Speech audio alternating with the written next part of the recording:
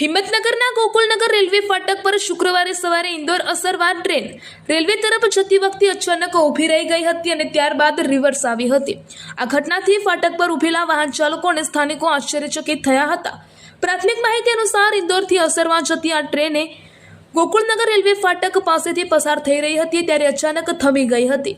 થોડા સમય બાદ તે રિવર્સ દિશામાં પાછી ફરી હતી, જેના કારણે બંધ ફાટકની બંને તરફ ઊભેલા લોકોમાં કુતૂહલ સર્જાયું હતું। જો કે ટૂંક જ સમયમાં ટ્રેન ફરીથી સ્ટેશન તરફ આગળ વધી હતી અને તેના નિર્ધારિત માર્ગે રવાના થઈ હતી। મહેસાણા સર્કિટ હાઉસ ખાતે આજે ભારતીય જનતા પાર્ટીની એક મહત્વપૂર્ણ સંકલન બેઠક યોજાઈ હતી। જિલ્લાના પ્રભારી મંત્રી પ્રવીણ માળીની અધ્યક્ષતામાં આયોજિત આ બેઠકમાં સ્થાનિક સાંસદ, ધારાસભ્યો સહિત પક્ષના વરિષ્ઠ હોદ્દેદારો ઉપસ્થિત રહ્યા હતા। આ સંકલન બેઠક પૂર્ણ થયા બાદ મહેસાણા મહાનગરપાલિકા, નગરપાલિકા તેમજ જિલ્લા અને તાલુકા પંચાયતના પ્રમુખો અને સભ્યો સાથે પણ એક વિસ્તૃત બેઠકનું આયોજન કરવામાં આવ્યું હતું। બીજાપુર પોલીસ સ્ટેશન હેઠળ અકસ્માત તરીકે નોંધાયેલા એક બનાવ પાછળ છુપાયેલું હત્યાનો મનસૂબો ધરાવતું કાવતરું પોલીસે અત્યંત ચોકસાઈપૂર્વક ખુલ્લું પાડ્યું છે। અકસ્માત મોતમાં ખપાવી દેવાના જઘન્ય અપરાધનો ભેદ ઉકેલીને બીજાપુર પોલીસે મુખ્ય આરોપી સહિત 3 તહોમતદારોની ધરપકડ કરવામાં મોટી સફળતા મેળવી છે।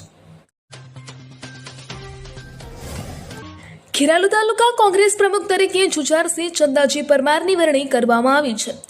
અગાઉના પ્રમુખ પરબતજી ઠાકોરે સ્વાસ્થ્યના કારણોસર રાજીનામું આપ્યા બાદ આ પદ ખાલી પડ્યું હતું। ખેરાલુની પ્રજાપતિ વાડી ખાતે યોજાયેલા પદગ્રહણ સમારોહમાં તેમની સત્તાવાર નિમણૂક કરવામાં આવી। આ કાર્યક્રમની શરૂઆતમાં નવા નિયુક્ત પ્રમુખ જુજારસિંહ પરમાર અને ઉપસ્થિત મહેમાનોનું કાર્યકર્તાઓએ સન્માન કર્યું હતું અને તેમને નવી જવાબદારી માટે શુભકામનાઓ પાઠવી હતી। જુજારસિંહ પરમાર ખેરાલુના નંદાલી ગામના વતની છે અને સેવા મંડળીઓમાં સક્રિય રહ્યા છે। ગુજરાત એન્ટી ટેરરિસ્ટ સ્ક્વોડે આતંકવાદી વિરોધી અભિયાન અંતર્ગત મોટી કાર્યવાહી કરી છે।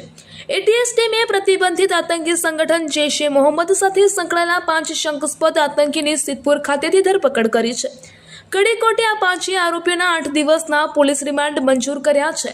પ્રાપ્ત વિગતો અનુસાર એટીએસ દ્વારા અગાઉ આતંકી સંગઠન સાથે સંકળાયેલા 8 આરોપીની ધરપકડ કરવામાં આવી હતી।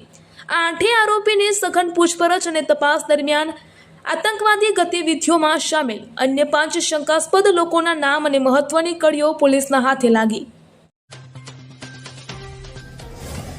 સુરેન્દ્રનગર જિલ્લાના ચુડા ખાતે આવેલી કેજીબી વિદ્યાલયમાં ફૂડ પોઈઝનિંગની આશંકાને પગલે અફરાતફરીનો માહોલ સર્જાયો હતો।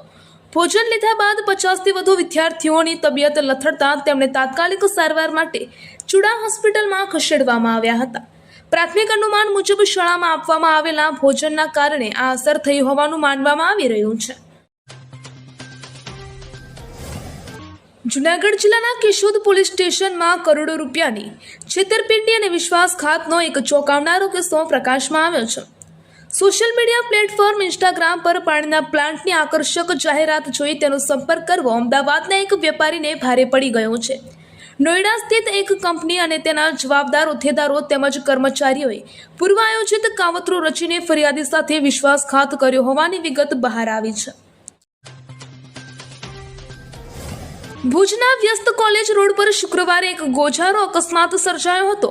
પૂરપાટ ઝડપે આવેલી બોલેરો કારે એક્સેસ સ્કૂટરને અડફેટે લેતા એક્ટિવા સવાર અજયસિંહ પરમારનું ઘટના સ્થળે જ કમકમાટીભર્યું કરુણ મોત નીપજ્યું હતું, જ્યારે તેમની સાથેના 2 મિત્રો ગંભીર રીતે ઘાયલ થયા હતા। અકસ્માત બાદ સ્થાનિકોએ તાત્કાલિક 108 એમ્બ્યુલન્સ બોલાવી લોહીલુહાણ હાલતમાં રહેલા રાજેશ સુથાર અને અજય જડેજાને જીકે જનરલ હોસ્પિટલ ખાતે ખસેડ્યા હતા। ભુજ શહેર પોલીસે ઘટના સ્થળે પહોંચી ટ્રાફિક પૂર્વવત કરાવ્યો હતો અને અકસ્માત સર્જનાર ચાલક વિરુદ્ધ કાયદેસરની કાર્યવાહી હાથ ધરી છે। ચોમાસાના મુખ્ય ગણાતા અષાઢ માસમાં પણ ગોહિલવાડ પથકમાં જોઈએ એવી મેઘમહેર ન થતાં ભાવનગર વાસીઓ મુશ્કેલીમાં મુકાયા છે। શહેરમાં વરસાદ ગાયબ હોવાના કારણે દિવસ અને રાત્રિના તાપમાનમાં નોંધપાત્ર વધારો થયો છે। વાદળછાયા વાતાવરણની વચ્ચે તીવ્ર તડકો અને હવામાં ભેજનું પ્રમાણ ઉત્તરોત્તર વધવાથી લોકો અસહ્ય ઉકળાટ અને પરસેવે રેબઝેબ થઈ રહ્યા છે। જો કે રાત્રિના સમયે વાતાવરણમાં આવેલા અચાનક પલટા અને ભારે પવન સાથે કેટલાક વિસ્તારોમાં પડેલા હળવા વરસાદી ઝાપટાથી લોકોને ગરમીમાંથી આંશિક રાહત મળી છે। વલસાડમાં સ્વચ્છતા અને સુવ્યવસ્થાના અભિયાન અંતર્ગત જિલ્લા ટ્રાફિક પોલીસે કડક કાર્યવાહી હાથ ધરી છે. શહેરના અબ્રામા રોડ પર આડેધડ પાર્કિંગ કરતા વાહન ચાલકો સામે પગલાં લેવામાં આવ્યા છે. ટ્રાફિક પોલીસની ટીમે અબ્રામા રોડ પર વિશેષ ડ્રાઈવ યોજી હતી. આ ડ્રાઈવ દરમિયાન વોકિંગ ટ્રેક અને તેની આસપાસ નિયમોનો ભંગ કરીને પાર્ક કરેલા 16થી વધુ ટુ વ્હીલર વાહનો ડિટેઇન કરવામાં આવ્યા હતા.